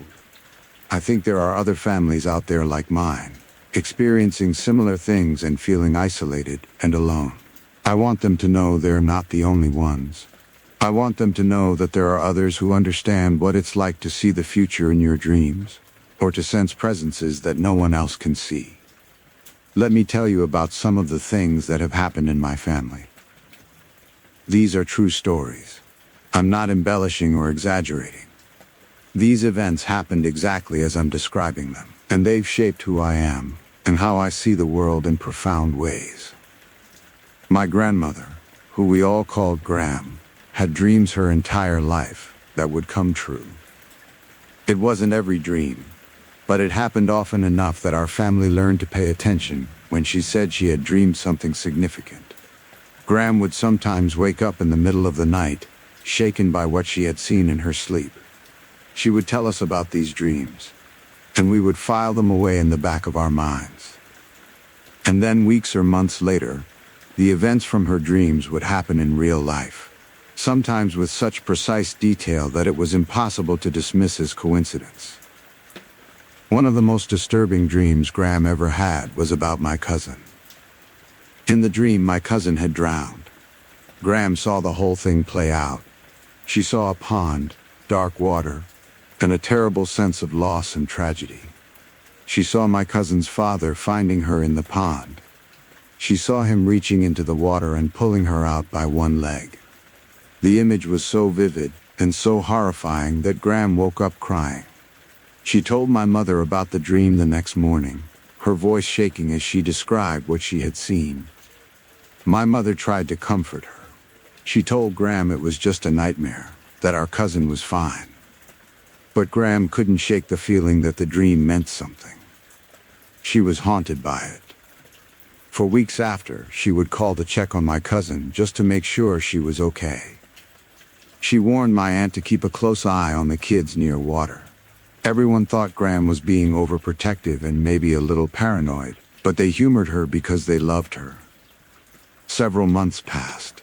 The dream started to fade from everyone's mind. Life went on as normal. My cousin was healthy and happy. There had been no accidents, no near drownings, nothing that matched what Gram had dreamed. Maybe it really had been just a nightmare after all. Then one night, we got a phone call. It was late, well past midnight. Phone calls at that hour are never good news. My mother answered, and I could tell from her face that something terrible had happened. She listened for a few minutes, asking brief questions, her expression getting more and more grave. When she hung up, she told me we needed to go to Gram's house right away. My cousin's family lived with Gram at the time.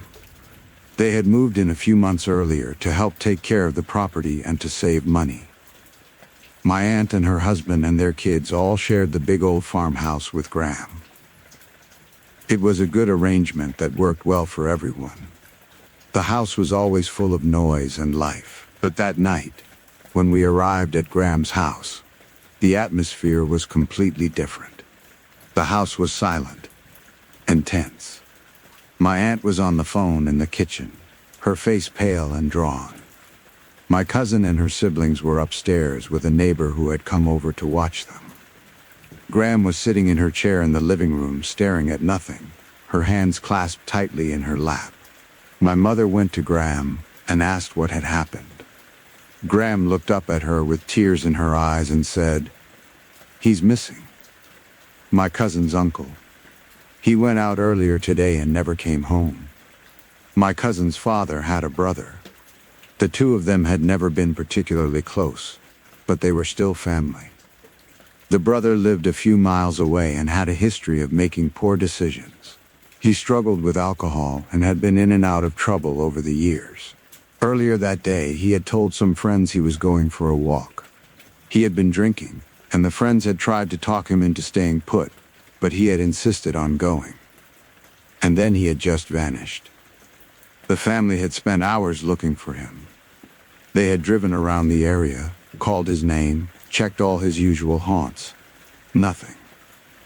As it got later and later, they realized they needed to call the police. A search was organized.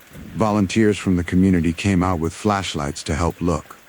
But the area was rural, with lots of woods and fields and ponds. There were so many places a person could be. We stayed at Graham's house through the night, waiting for news. The hours crawled by. People would call with updates. The search parties were covering different areas, working in a grid pattern, trying to be systematic. But as the night wore on and turned into early morning, hope started to fade. Then, just as the sun was beginning to rise, my cousin's father called. He had found his brother. His voice on the phone was shaking, barely coherent. He kept saying, "I found him. I found him. He's gone." He had been searching near a pond on some property not far from where his brother lived. Something had drawn him to that spot. Maybe it was intuition. Maybe it was just luck. But he had walked to the edge of the pond and shined his flashlight across the water. And there, just below the surface, he had seen his brother's body. My cousin's father had waded into the pond. The water was cold and murky. He had reached down through the water, grabbed his brother's leg, and pulled him to shore. Just like in Graham's dream. The exact same detail. Pulled him out by one leg. When we heard this, everyone in the room turned to look at Graham. She sat there with tears streaming down her face, shaking her head. "I dreamed it," she whispered. "I saw it happen. But I thought it was about our cousin. I didn't know it was about him." The dream had been prophetic, but Graham had misunderstood the details. She had seen a drowning, a pond, a father pulling a body out by the leg. But it wasn't my cousin who had drowned. It was my cousin's uncle. The father in the dream wasn't my cousin's father finding his daughter. It was my cousin's father finding his brother. This kind of thing happened to Graham throughout her life. She would dream things that would later come true, sometimes with stunning accuracy. But the dreams were often symbolic or unclear, and she didn't always understand what they meant until after the events had occurred. It was a gift and a curse. She could see the future, but she couldn't always change it or prevent the bad things from happening. My aunt, Graham's daughter, had her own experiences with seeing things that hadn't happened yet. But unlike Graham's dreams, my aunt's visions came to her when she was fully awake. She would be going about her normal day, and suddenly she would see something that wasn't there.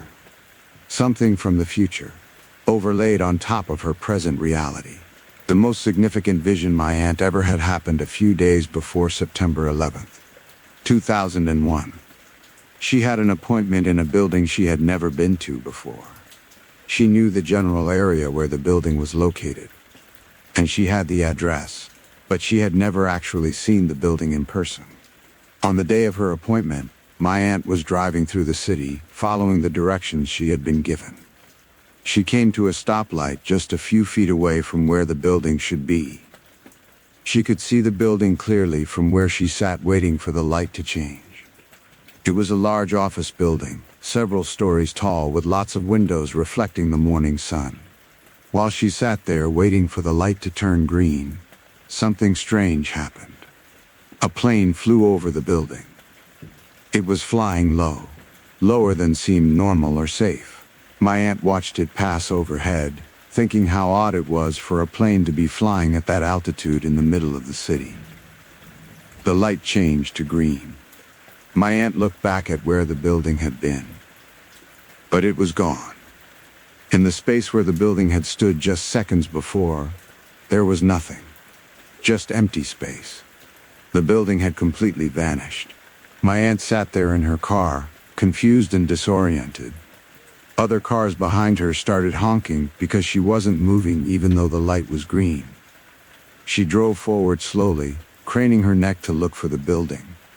But it simply wasn't there anymore. Where there should have been a large office building, there was just a vacant lot. She pulled over and checked the address again. She was definitely in the right place. This was where the building should be. But there was no building. Had she gotten the address wrong? Had she misunderstood the directions? She drove around the block, thinking maybe she had confused one street for another. But when she came back to the same intersection and the same stoplight, the building was back. It was standing exactly where it had been before, solid and real and normal. My aunt sat at the light again, staring at the building, trying to make sense of what had just happened. Had she imagined the whole thing? Was she losing her mind? She considered turning around and going home, forgetting about the appointment. But she needed to be there, so she took a deep breath, waited for the light to change, and drove to the parking lot. The appointment went fine. The building was perfectly normal inside. Nothing strange happened. My aunt didn't mention what she had seen to anyone at the time. She went home and tried to put it out of her mind, chalking it up to stress or maybe a momentary hallucination. But a few days later, on September 11th, she understood. She was watching the news coverage of the terrorist attacks, watching the planes hit the towers, watching the buildings collapse, and she realized what she had seen. She had seen a vision of a building disappearing after a plane flew over it. She had been given a glimpse of what was about to happen to thousands of people in New York City. My aunt was devastated. She felt guilty, even though there was nothing she could have done. She hadn't understood what the vision meant at the time. And even if she had, who would have believed her? Who would have taken action based on one woman's strange vision while sitting at a stoplight? But still, she felt like she should have known. Should have done something. Should have warned someone. This experience changed my aunt. She became more withdrawn, more careful about sharing her visions with others. She had always been somewhat private about her abilities, but after September 11th, she became even more guarded. She didn't want the responsibility of knowing things before they happened, especially when she couldn't do anything to prevent them. These kinds of experiences run in my family. Graham had her prophetic dreams. My aunt had her waking visions. And then there's me. I started having dreams that would come true when I was in my 20s. At first, I didn't recognize them for what they were. I would have a dream about something, and then weeks or months later, that exact scenario would play out in real life. And I would get this strange feeling of déjà vu, this sense that I had experienced this moment before. One of the most vivid prophetic dreams I ever had was about my grandfather's death and burial. In the dream, I was walking with a man through snow toward a small building. The building was surrounded by an old wrought iron fence. I never saw the man's face in the dream. I just remembered looking down and seeing his black shoe and the cuff of his jeans as we walked side by side. We walked to an area under a tree. I remember looking around at the scenery. It was winter, and there was snow on the ground, but even with the snow, you could tell it would be beautiful in the spring. The man I was with and I talked about how someone would have liked this view. I didn't know who we were talking about in the dream. The conversation was vague and unclear, the way dreams often are. I woke up from this dream feeling unsettled. It had been so vivid, so detailed. I could still see the black shoe and the jeans, could still feel the cold air and see the snow on the ground. But the dream didn't make any sense to me. I had no context for it, no understanding of what it meant. So I filed it away in my memory and went on with my life. Several months later, my grandfather died suddenly. Gramp had been in relatively good health, so his death was a shock to the entire family. One day he was fine, and the next day he was gone. The family was devastated. My mother, my uncle, my uncle's wife, and I had to make all the funeral arrangements quickly. My mother mentioned that she had been to an old cemetery a few years before that she thought Gramp would have liked. She had told him about it once, and he had said it sounded nice. The cemetery was historic, with an old church on the property and beautiful grounds. Mom thought it would be a fitting place for Gramp to be buried. None of the rest of us had ever been there, but we trusted Mom's judgment. We contacted the man in charge of the cemetery and arranged to meet him there to look at available plots. It was winter when we went, and there was snow on the ground. I remember the drive to the cemetery. It was in a rural area, down winding country roads, past farms and fields covered in white. When we pulled up to the cemetery, I felt a strange prickle of recognition. But I couldn't place why the place seemed familiar. We got out of the car. My mother and my aunt decided to stay in the warm car while my uncle and I went with the cemetery caretaker to look at the available plots. As we walked through the cemetery gates, I saw the old church. I saw the wrought iron fence surrounding the property. I saw the snow on the ground. And suddenly, I remembered my dream. This was the place I had dreamed about months before Gramp had even died. The cemetery caretaker led my uncle and me through the grounds, showing us different areas where plots were available. My uncle and I walked side by side. At one point, I glanced down and saw his black shoe in the cuff of his jeans, exactly as I had seen in my dream. But there was one detail that was different from the dream. In real life, I could see my uncle's hand holding a cigarette, and that hand was missing a finger, the result of an accident he had years ago. If I had seen my uncle's hand in the dream, I would have noticed the missing finger. But in the dream, I had only seen the shoe and the jeans. The caretaker took us to a spot under a large tree. He explained that this plot was available, and that it had a nice view of the surrounding countryside. Then he excused himself, saying he would give us a few minutes to discuss it and decide. He walked back toward the church, leaving my uncle and me alone under the tree. My uncle and I stood there, looking around at the scenery. Despite the snow and the cold, you could tell that this place would be beautiful in the spring and summer. There were other trees scattered throughout the cemetery, and in the distance, you could see rolling hills and farmland. My uncle took a drag on his cigarette and said, "Gramp would have really liked this spot. It's peaceful. Good view." I nodded, agreeing with him. We talked for a few minutes about how pretty it would be when everything was green and blooming, how Gramp would have appreciated the quiet and the natural beauty. And as we talked, I had the strangest sensation. I was living out the exact scenario I had dreamed months before. The snow, the tree, the conversation about how someone would have liked the view. All of it had been in my dream. The only person I hadn't identified correctly was who would have liked the view. In the dream, I hadn't known it was Gramp. But now, standing there in the cemetery where we were choosing his burial plot, everything clicked into place.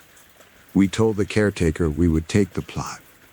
We went back to Graham's house and made the rest of the arrangements. Life moved forward the way it does after a death, with all the rituals and responsibilities that come with saying goodbye to someone you love. But for me, that experience at the cemetery stayed with me. It wasn't until about a month after the funeral that I fully remembered the dream and realized how precisely it had predicted what would happen. I had dreamed about being at a cemetery in the snow, walking with a man whose shoe and jeans I could see. standing under a tree and talking about how someone would like the view. And then, months later, I had lived that exact experience when we went to choose Gramps' burial plot. How was that possible? How could I have dreamed about something so specific before it happened? I hadn't known Gramp was going to die. I hadn't known we would need to choose a burial plot for him. I had never been to that cemetery before. There was no logical explanation for how I could have seen all of those details in a dream, months before they occurred in real life. This kind of thing has happened to me multiple times over the years. I'll have a dream about a place I've never been, or a situation I've never experienced. The dream seems random and meaningless at the time, but then, months later, I'll find myself in that exact place or that exact situation. And I'll remember the dream and realize that I had seen this moment before it happened. Sometimes the dreams are about significant events, like Gramps' burial. Other times, they're about completely mundane things. I've dreamed about conversations I would later have with people I hadn't met yet. I've dreamed about rooms and houses I would eventually visit. I've dreamed about driving down roads I had never traveled before. The content varies, but the pattern is always the same. Dream first, experience later, recognition last. I've tried to understand why this happens. Is it some kind of psychic ability? Is my subconscious mind somehow able to access information about future events? Or is time not as linear as we think, and my dreams are somehow allowing me to experience moments from my future before they occur in my present? I don't have answers to these questions. All I know is that it happens. It's real. And it's been happening to women in my family for generations. Graham had it. My aunt has it. I have it. And I wonder sometimes if my daughter will have it too when she gets older. Speaking of my daughter, I need to tell you about one more experience. This one was different from the prophetic dreams. This one was frightening in a way that the dreams never were. This happened 3 years ago, and it still makes my skin crawl when I think about it. It was a normal evening. My husband was at work, working a late shift. My daughter was asleep in her room upstairs. I was alone on the ground floor of our house, sitting in the living room. I was crocheting, working on a blanket while I watched something on my Kindle. I had the Kindle propped up on the arm of the couch on my left side. The screen was fairly large, so I could see it easily while I worked with my hands. Our house has an open floor plan downstairs.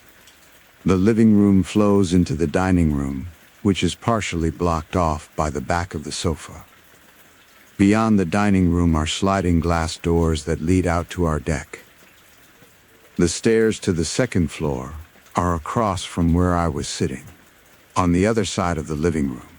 I had been sitting there for maybe an hour, just relaxing and enjoying the quiet. But then I started to feel strange. It was a subtle feeling at first, just a sense that something wasn't quite right.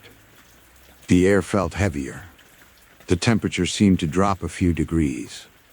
I felt the hairs on the back of my neck stand up.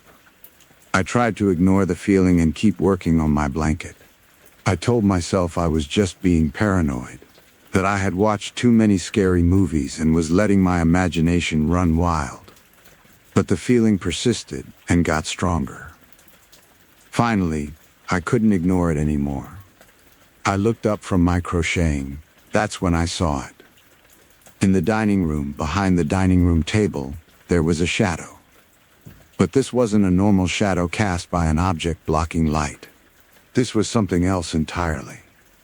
It was a black shadow in the shape of a man, but only from about mid-chest up. The bottom half just faded away into nothing. I froze.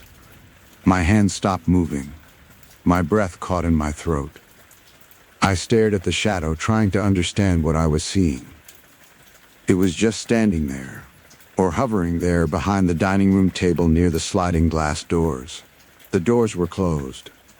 I would have heard them if they had opened, because they stick and make a terrible scraping noise every time we use them. There was no way anyone could have come in through those doors without me hearing. And besides, this wasn't a person. It was a shadow. A shadow with no body casting it. A shadow that existed on its own, independent of any light source or physical object. I turned around in my seat to get a better look, to make sure I was really seeing what I thought I was seeing. And yes, the shadow was still there.